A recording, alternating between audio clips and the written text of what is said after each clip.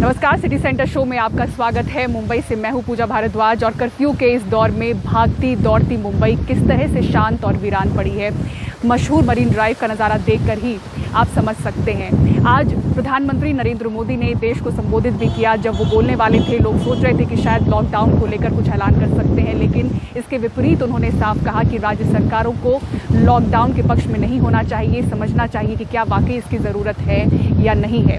Corona की जो ये महामारी है, इस दौरान सबसे ज़्यादा मारामारी ऑक्सीजन को लेकर है और पीएम ने खुद भी ये माना। हर तरफ ऑक्सीजन की कमी नज़र आ रही है और दबाव ऑक्सीजन के प्लांट्स पर भी नज़र आ रहा है, जहां ऑक्सीजन तैयार होता है।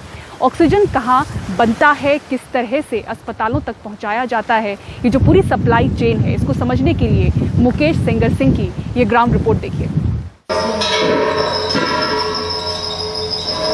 दिल्ली के मुंडका इलाके में ऑक्सीजन रिफिलिंग प्लांट में लिक्विड ऑक्सीजन खत्म होने को है। प्लांट के मालिक लिक्विड ऑक्सीजन का इंतजार कर रहे हैं।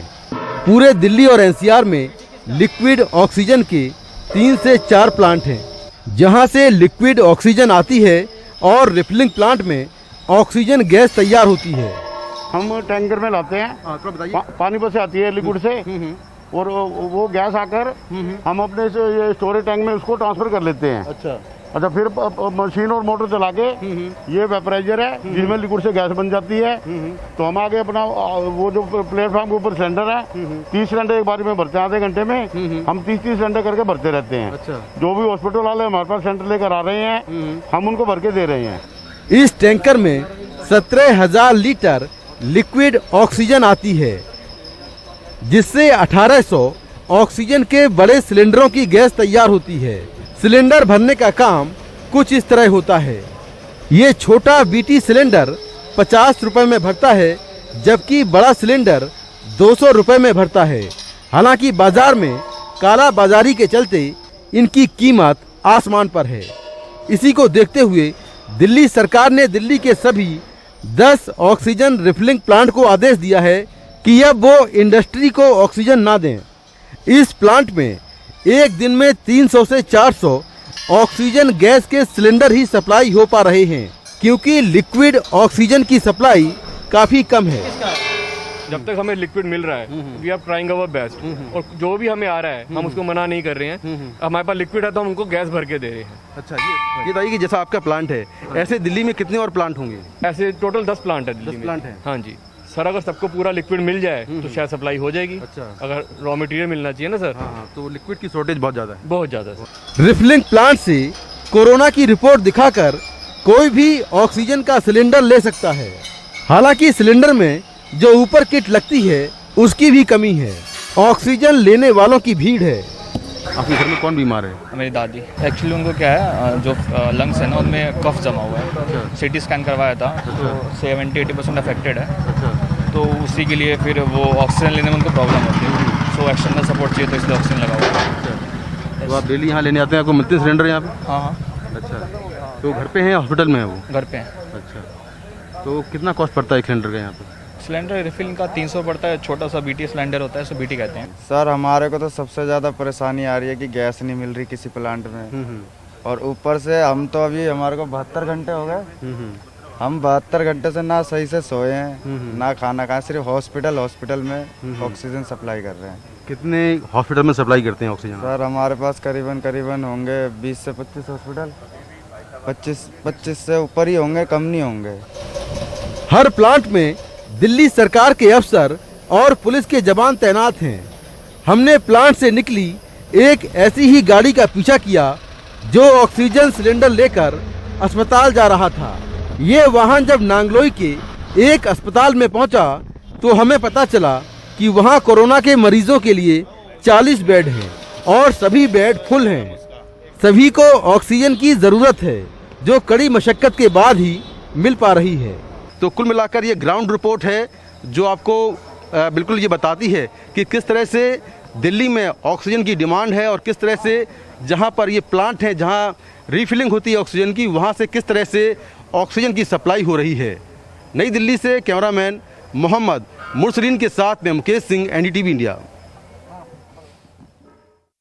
क्या मुंबई और उसके आसपास ऑक्सीजन की किल्लत की वजह से अस्पताल जल्दी मरीज को डिस्चार्ज कर रहे हैं।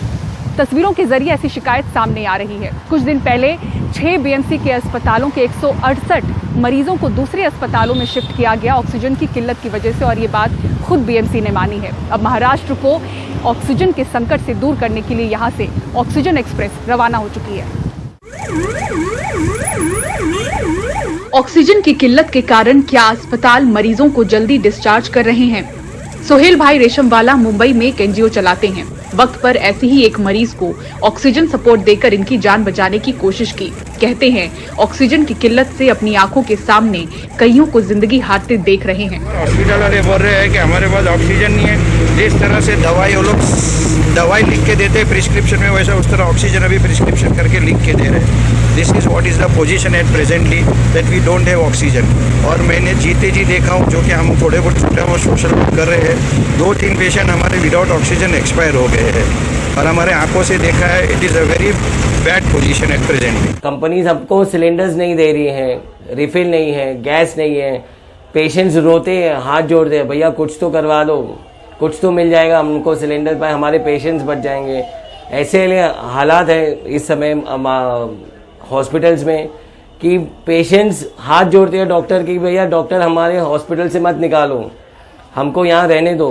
डॉक्टर्स मजबूरन ऑक्सीजन ना होने की वजह से, किल्लत की वजह से उनको डिस्चार्ज कर दे रहे हैं। हमने मैन्युफैक्चर टीम से बात किया, लोकल अथॉरिटी से बात किया, बीएमसी से बात किया, पुलिस स्टेशन से बात किया, लेकिन कहीं कोई अपना कोई साथ नहीं दे रहा है।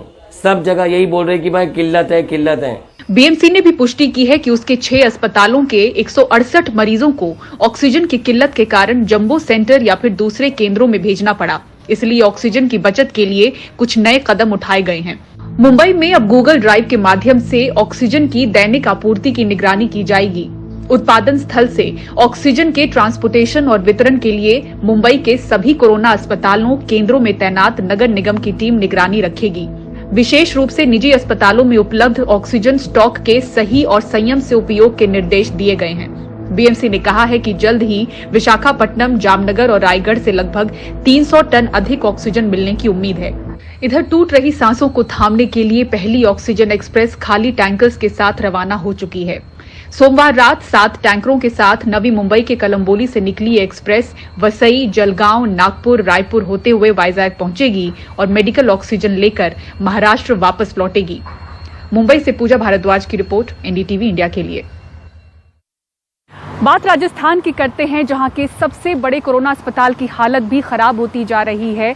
यहां पर जो ऑक्सीजन बेड्स हैं वो वार्ड के बाहर भी लगा दिए गए हैं ताकि ज्यादा से ज्यादा मरीजों को सुविधा मिल सके। हर्षा कुमारी सिंह की ये रिपोर्ट देखिए। राजस्थान के सबसे बड़े कोविड अस्पताल आरयूएचएस में करीब करीब सभी वार्ड भर चुके हैं। मरीजों को जगह देने के लिए अब वार्ड के बाहर व्यवस्था की जा रही है। जब वार्ड भर गए हैं तो पेशेंट्स को पूरा ट्रीटमेंट मिले, तो बाहर कॉरिडोर में इन्होंने बेड्स लगा के ऑक्सीजन दिया है ताकि कम से कम जो ऑक्सीजन है वो जो पेशेंट्स को उसकी ज़रूरत है कम से कम वो ट्रीटमेंट मिले। और जो आरयूएचएस है इसमें जो लगातार 200 से 300 पेशेंट्स रोज यहाँ पर आ रहे हैं। डिस्चार्ज की बात करते हैं तो हमारे पास पिछले 5 दिन में 900 एडमिशन्स हुए और डिस्चार्ज केवल हम 437 कर पाए।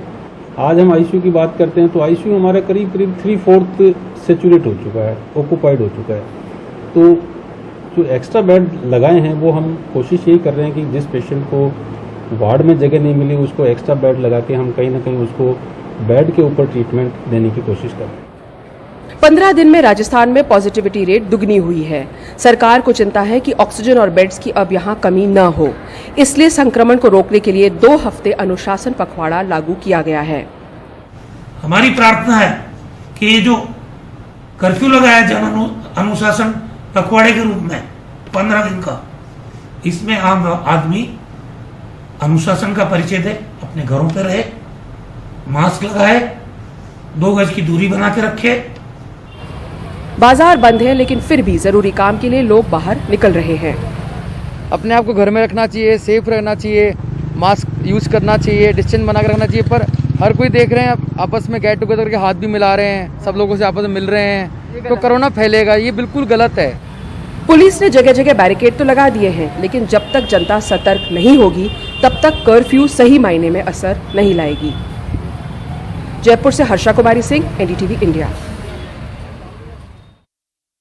जीवन रक्षक दवा रेमडेसिविर की किस तरह से हो रही है कालाबाजारी मुंबई शहर में, दिखाएंगे पूरी खबर एक ब्रेक के बाद। देखते रहिए सिटी सेंटर शो। और मुंबई महाराष्ट्र में जीवन रक्षक दवा रेमडेसिविर की किल्लत अभी तक जारी है।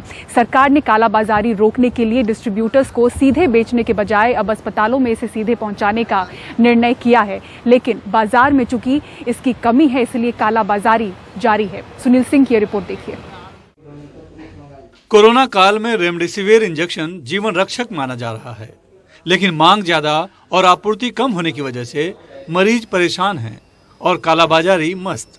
2 अलग अलग जगह पर छापा मारा गया है, जिसमें ये टोटल 2200 वायल्स पकड़े गए हैं।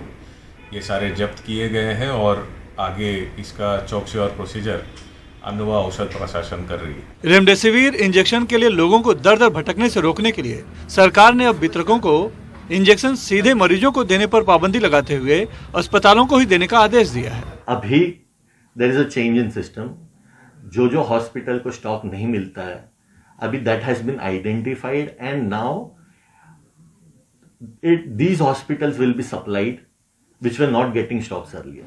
लेकिन छोटे नर्सिंग होम और अस्पतालों तक इंजेक्शन अब भी नहीं पहुंच पा रहे। कल तक दे रहे थे सबको। नहीं मना, जितने आते सबको मना दे रहे थे, लाइन लगी हुई थी। वही मैं बोल। नतीजा वो मरीजों को खुद लाने को कह रहे हैं।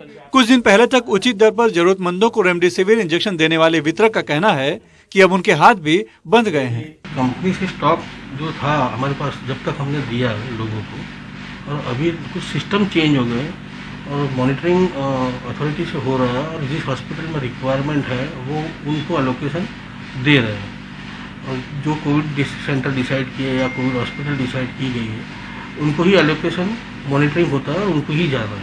इस बीच रेमडेसिविर इंजेक्शन पर राज्य में राजनीति जारी है। सरकार और विपक्ष एक दूसरे पर आरोप लगाने में ही व्यस्त हैं। इस सरकार को लोगों के स्वास्थ्य और जान से ज्यादा वो अपने अहंकार में व्यस्त हैं, और इसीलिए खुद रेमडेसिविर का टेंडर मंगवा के सिर्फ कमीशन के चलते वो फाइनलाइज नहीं हो पाया।